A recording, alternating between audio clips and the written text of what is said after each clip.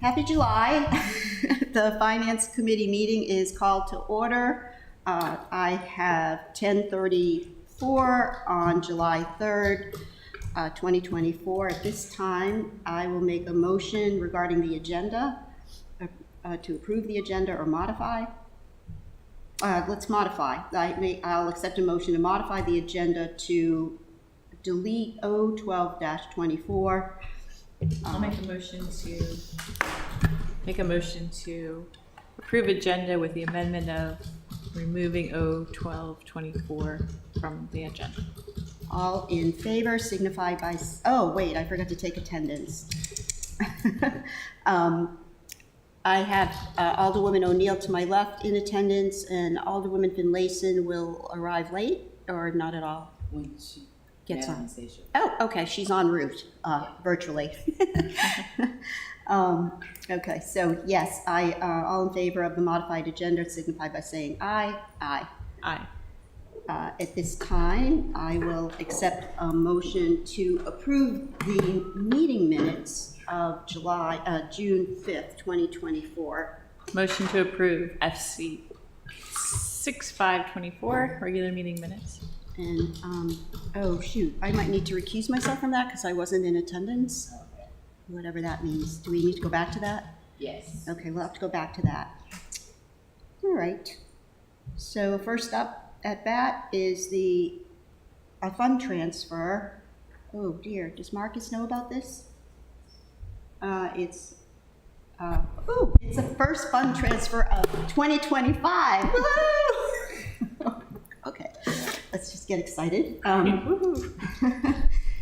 It is a fund transfer of $97,000 from the Department of Transportation to parking operations, salaries, and benefits account. This will reallocate funding for the contractual parking program manager position, which I believe we have hired. Correct. Yeah, so this might be just a after the fact, no brainer. Director Dickinson. Oh, good. Hi, Director Dickinson. Yes, Jody Dickinson, Finance Director. What this is doing is, when you pass the budget, we had that position budgeted in the parking fund. We would like to pay it through the transportation fund instead, because that's where all their employees are located. So we're going to, this fund transfer will allow us a transfer from parking fund to the transportation fund and set up an appropriation in the transportation fund to pay the position from that fund. So it's just an accounting exercise is what it is. Great, all right. Transportation prefers to pay all their employees through the one fund. Okay. And what's the gentleman's name? I don't know. You got the person. I don't have it in front of me. Well, anyways. They have hired somebody, I think they're an employment agreement employee, Yeah, and I believe has started already, so. yeah, I believe, yes. Okay, so I'll accept a motion for favorable recommendation. I'll make a motion for favorable recommendation on FT125. All in favor signify by saying aye. Aye. Aye. Oh, can you hear me? Oh, yeah, okay. Yay, this is finally, motion carried, yeah. Next is Resolution 14-24, the plastic bag reduction fine. And I just want to make sure what that fine is. This ordinance, and well, what's before us is the resolution, is regarding the plastic ban. And we will enforce it, and the deputy city manager is responsible for enforcement. We need the fine. Okay, we got it, we got a fine. City, so, wow, how is that enforced? Yeah, I mean, the deputy city manager can't be looking over their shoulder, right? This is like, oh no, I mean, they just don't do it, and we know they keep doing plastic so the initial fine is $500, and repeat is $1,000. Alderwoman O'Neill? I would make a motion to defer this Until we know how. as until the ordinance is passed, and we understand exactly what the fine is, and how that will be enforced. Yeah, especially because of, our small businesses and all downtown would probably need to know that. So I am in favor of that. We'll call for a vote. All in favor of deferring this until the respective ordinance is passed and we know the details of enforcement, signify by saying aye. Aye. Aye. You got all that? All right, okay. Why? We just deferred it. I think you're here for the plastic ban fine. We deferred it until the the ordinance is passed. Or should we take no action? Because we don't want to hold up. We can't go back, we already made a decision. Yeah. Yeah, we deferred it because we didn't know how it would work as far as enforcing and you want to speak to it, O'Neill, because you made the motion? I made the motion based on the fact that the staff report and the fiscal impact report is very vague in saying that it will fall under the city manager's office. Fall into the city manager's office, but that it is undetermined at this time, the cost related to the enforcement. So how can we define a fee if the cost is undetermined? A fine. This is for a fine. Fine, sorry. Jackie Gall, Deputy City Manager for Resilience and Sustainability. So I can't speak to the fiscal impact note that I did not prepare, but the staff report, we revised the staff report yesterday. You should have received that. I sent that to legislative analyst and to the clerk, where we gathered some more information from Public Works and Planning and Zoning on the enforcement, and also from the impacts of the legislation on staff time to Anne Arundel County in the first 6 months of their enforcement of their plastic bag ban.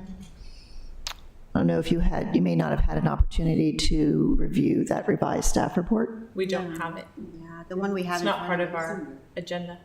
Yeah, the staff report is April 25th. It was uploaded.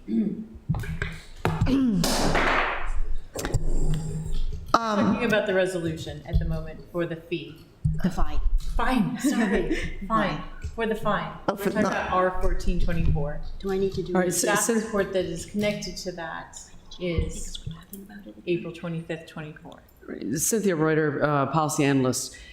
The updated report was downloaded into the system, but you don't have it on the agenda because the agenda was created before Right. it was uploaded.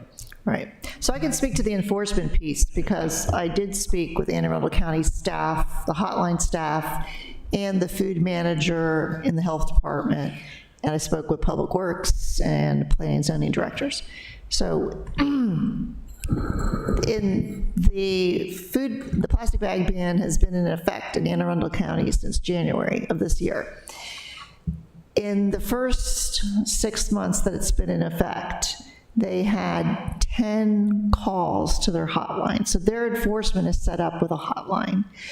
For the food establishments, including grocery stores and any store that sells food of some sort, like a convenience store, there is a phone number and an email where complaints and questions can go. And then for the non-food, there is a separate hotline and email where like retail clothing stores, that type of thing, where questions and complaints can go. And then what the county does is they answer those questions, and for the complaints, they then go and follow up on them. They go to that business and location, and they'll see what's going on there. Usually, what they usually do, if they do observe a violation, is they perform education, and they give a warning the first time. So it's a kind of an education approach. And then if there are follow-up and there's observed further violations, that's when a citation is issued. To date, no citations have been issued in the first 6 months of that ban in Anne Arundel County. They've seen education has produced good results, and they've not had to issue any citations. So in the first few months, there were 10 complaints on their hotlines.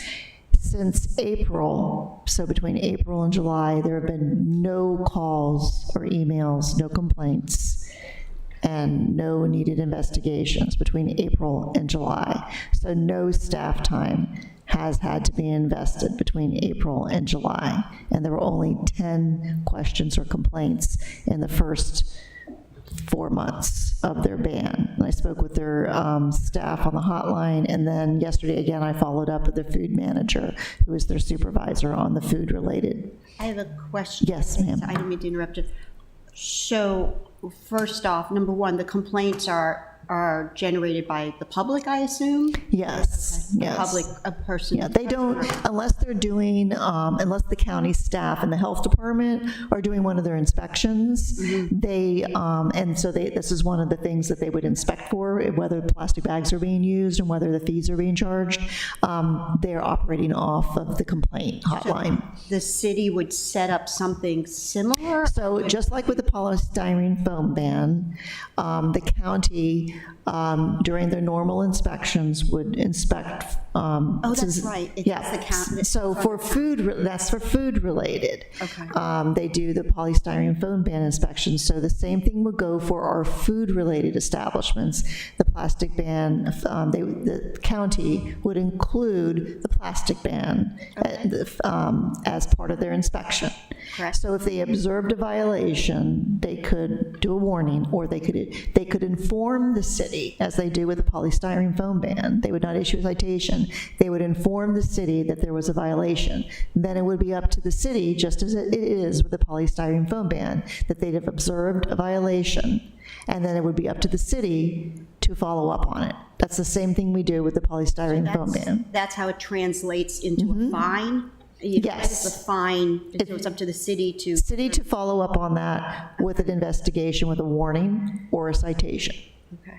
Okay, and, but that they only do that with food related, because that's the health department in the county that covers that for the city. Okay. So then it would be up to the city to do all of the work with follow-up and investigation with non-food related businesses. So retail is, Mm-hmm. so is there, right now for retail, there's no such city hotline, I guess, right? How would that work? No, so we would need to set up a hotline. Right, For an exactly. email, would be a phone number. I suggest that we do exactly what's been working well for the county, that there be assigned a phone number and an email address for complaints to come in for food-related businesses, and then a separate one for non-food related businesses. So like our PIO would send out something, hey, this bill is passed, and if there's any complaints, here's your hotline number for food. They have on the county website, there's a page Okay. for the Plastic Reduction Act, as it's called. It explains what it is, that there's a fee charged, and then it has the two emails and phone numbers. And it also tells you how many citations have been issued, which it says none to date.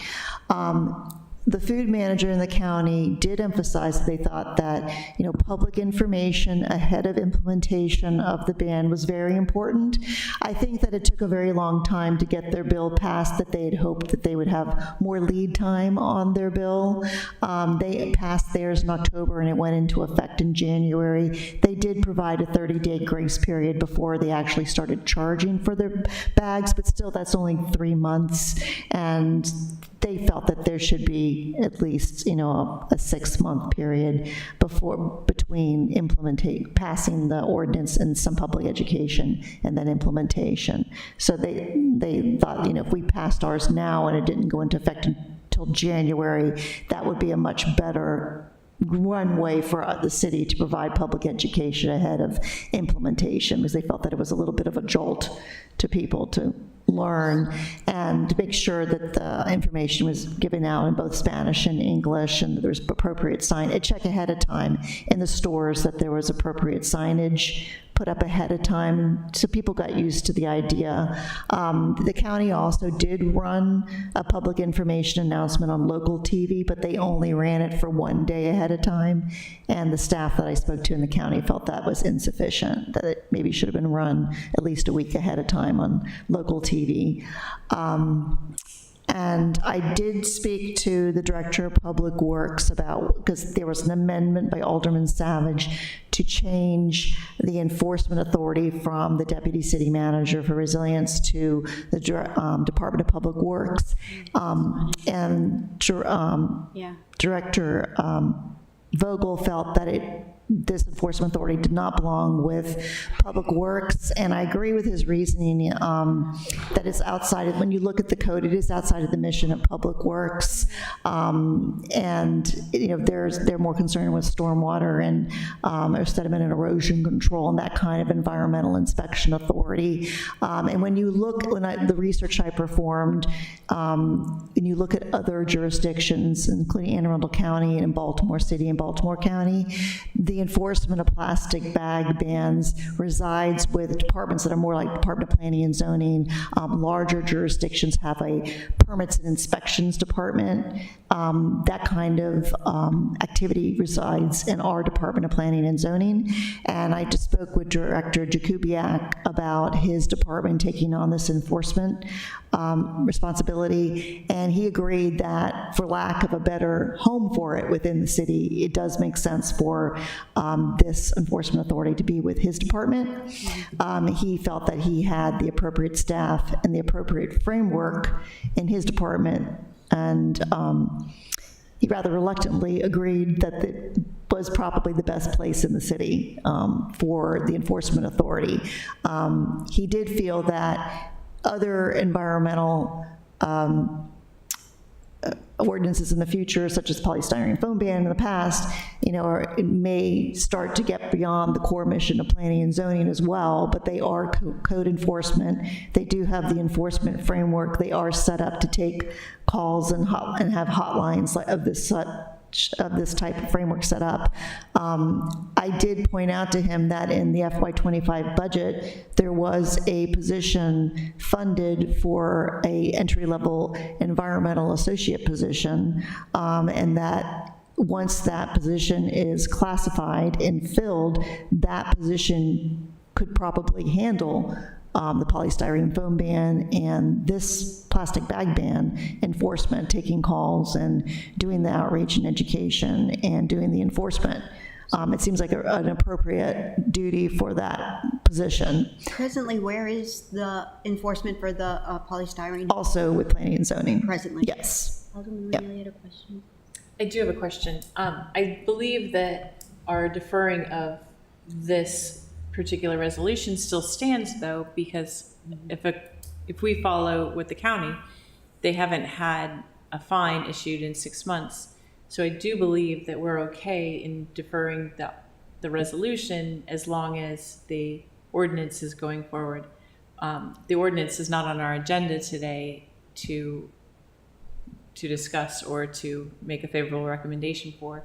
I just would, like to see if it's out there and they know there's a $500 fine, maybe that's what's deterring county businesses from, violating the ordinance. But I would just, as far as the fee goes, Fine. fine, oh my gosh, sorry. You pulling a Biden? Fine, I know. Sorry, bad joke, sorry. As far as the fine goes, I think that we are okay in deferring it. I would like to have more time to see what the fines fiscal impact, as well as where the reporting is going to fall for that. It doesn't affect the ordinance going forward whatsoever. Yeah, I totally agree. Is this okay that we're talking about it, even though we already made a motion to defer? Okay, it's still on record. Okay, regarding the deferment, I definitely stand by it for a couple reasons. Number one is, unfortunately, logistically, we don't have the current staff report before us and all that. It doesn't hurt we will hopefully pass the ordinance maybe Monday night.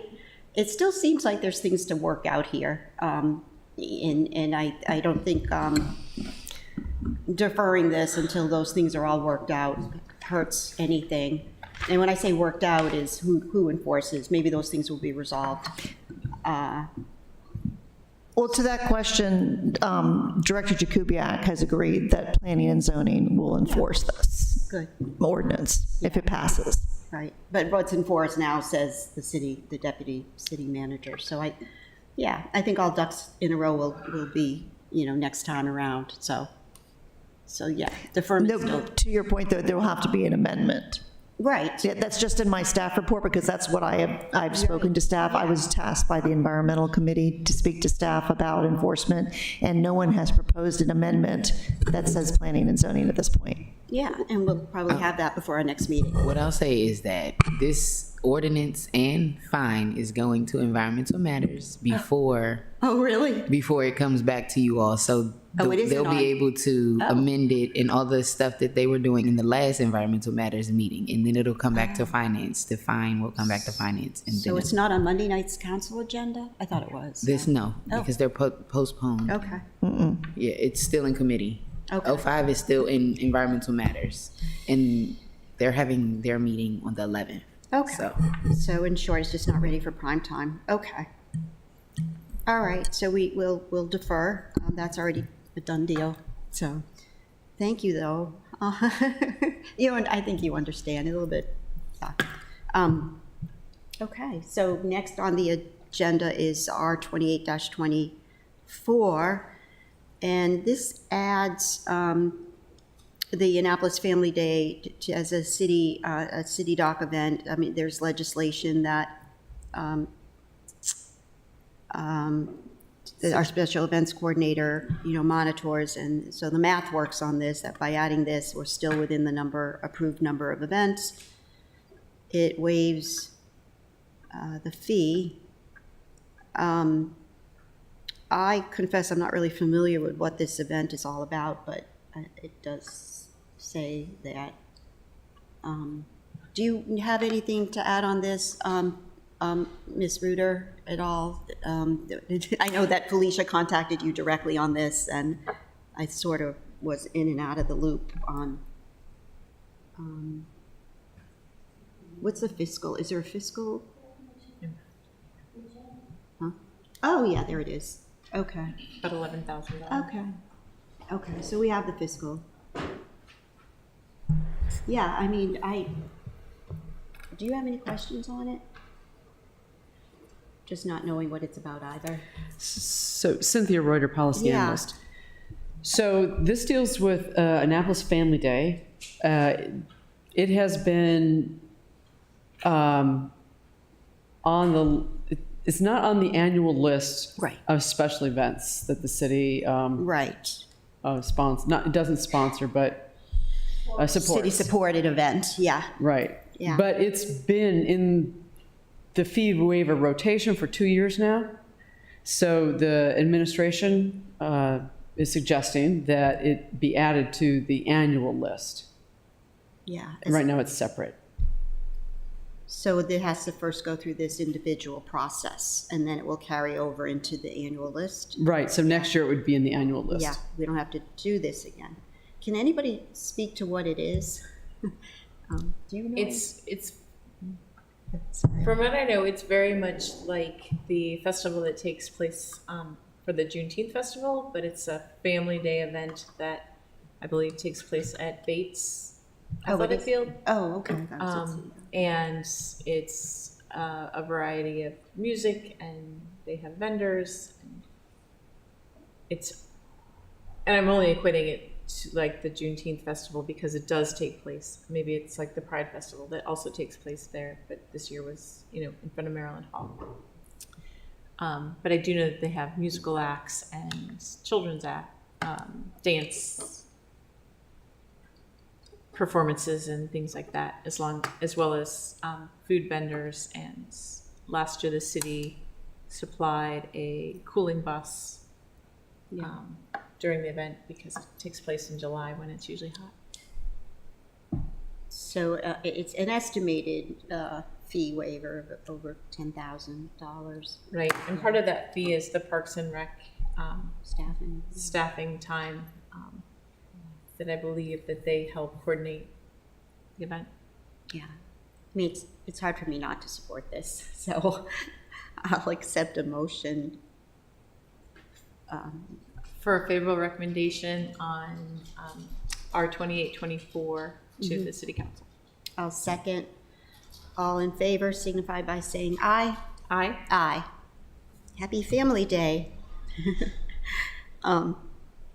Okay, so last but not least is our general discussion with Director Dickinson, where she's going to tell us fiscal year 2024 is closed out. No, maybe not. Aye, go ahead. Okay, all right. The floor is yours. Finance Director Jody Dickinson. Our office is very busy with the year-end transition into the new year. We have a lot going on. One of the more notable items is we're adding 3 staff people. One is starting on Monday, and then we have another one hopefully coming on board beginning of August. So our accounting positions are filling up. We're out of space. We're trying to figure out temporary desks for people until we're trying to get something set up over here, but the office furniture's not delivered yet, so we're kind of in transition there, but we're trying to work it out with vacations, moving people from desk to desk, and You mean we also, Maynard, just for the public, the Maynard Burgess House? yes, across the Yeah. street, yeah, just temporary furniture in there, just to get us to a more permanent solution with our office space capital project. We have an intern, too, that we got through our internship program. That's a college student studying accounting, so we're very happy to have somebody come on board there. Is that included in the 3, the intern? No, that's another That's an person. addition. That's a 4th person. So, yeah, we're kind of busting at the seams now. Okay. Hi, Cynthia. Hi. So I wanted to let you know, and then we're trying to get there's new salary stuff that's being uploaded into the system because of our new pay scales. And it's quite an involved process because everybody's going on a new scale. It's a payroll administrative challenge, let's just say. So we're working on that too. I have drafted a bond ordinance for the council that will be introduced on Monday. And that is the annual ordinance that gives the finance director the authority to issue debt on behalf of the city to fund the capital projects. And it's supported by a list of the current capital projects, how many bonds are in there, how many bonds we've issued, and what's left in our undrawn bond pool. So you'll see that on Monday. The public hearing hopefully will be that following meeting, and then the vote, the first meeting in September. And the timing is important because until that is passed, the new bonds that were programmed in '25 cannot be drawn from for the projects. So we can't start any work on projects that are trying to use '25 bonds. What about unused bonds? The unused bonds from '24 could still continue to be used for the '24 projects. We do have a lot of proceeds left, and there is a chance that we won't be issuing any debt this year at all because of our unused proceeds pool. So I'm not sure that the ordinance will be used to issue debt, but we need to have it in place in case we do need the debt. Wow. Good, I also wanted to, good news. Yeah. Okay, yeah. Does it Yeah. have to go to finance again? Or does that have to I think it'll come to you after introduction. I'm sure that it will be referred to you. Yeah, right, okay. I would like to let you know that on Monday, you're going to see a resolution to correct a few of the sewer rates that we passed in the resolution in June. There was a calculation error in one of the tables, and the wrong sewer rates got into the resolution, and it didn't agree with the other information you were seeing. And it was a set of rates for the larger size meters. So we're fixing that, and we want to get it passed through on Monday so that we can start our new year billing in the utility system with the correct rates. So are they up? It's a correction up or down? Down. Oh. Down. It used the wrong percentage increase when calculating some of those rates. And it would only apply to larger meters. It wouldn't, a simple residential, single-family meter wouldn't be affected, but the larger meters would have been. And we need to fix that. So, and that's it. I've covered all my points here that I wanted to talk about. So what are the positions that were filled again, the titles? 2 accountants and a senior accountant. Okay. And we haven't officially filled the senior accountant one. We've got somebody who's interested who says she wants to accept, but we still have to do a formal offer and jump through all those No one's hoops. left, right? No one's left recently or anything. So it's a net add of 3. I'm thinking of your org chart. It's Yeah, it's a net added 3. good. We would be fully staffed here. Purchasing still has a senior buyer position that hasn't been filled, that we're having trouble recruiting for that one as well, so. That would be under Mike, right? Mm-hmm. And going forward, that's in central services, but Yeah, that's done. that's the only thing that I know that's open in our 2 offices. Great. It all sounds pretty good. If we can get everybody on board and, Yeah. You know. Well, you'll have a rest from us for the month of August, so maybe that helps. I don't know. yeah, oh, it does, it does. It just helps us focus in the office and get things moving there. So it's a good time to start adding new staff and shifting responsibilities. Yeah. Good luck with the space. Yeah, I know. It's I quite haven't an been over there. I don't know adventure. what it looks like. Have you been over there? I don't know. I know John Towers thinks it's nice, so. All right, well, great. Well, unless there's anything else, I'll accept a motion to adjourn. Motion to adjourn? All in favor? I'll second, and all in favor signify by saying aye. Aye. Aye. We are adjourned. We're done.